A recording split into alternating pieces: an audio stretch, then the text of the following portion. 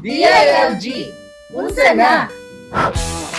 Bago pa ba ka ang opisyales sa lokal nga gobyerno, ayaw ka balaka. Ania na ang NEO Plus or newly elected officials performing leadership for uplifting service.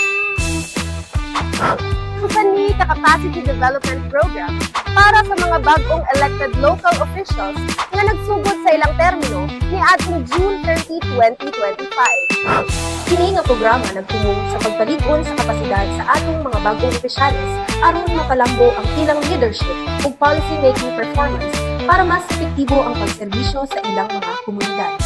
Sa NEO Plus program, matabangan ang tanang elected officials gikan munisipyo, syudad, hangtod probinsya nga mas matabtan nila ang ilang mandato o mapaayo ang ilang pagdumala sa lokal na panggamhanan. Mauning ang launchpad sa mga bagong local chief executives para sugdan ang termino nga lig-on ang pundasyon.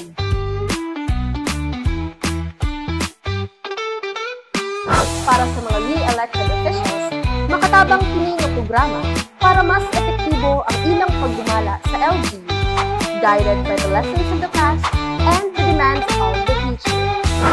From good governance, strategic leadership, to ethical public service, tanan atong isipan.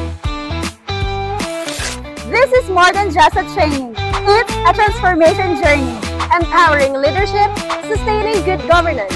Alang sa itong mga bagong liderato nga masaligan, NEO Plus is for you! Klaro na? Follow for more.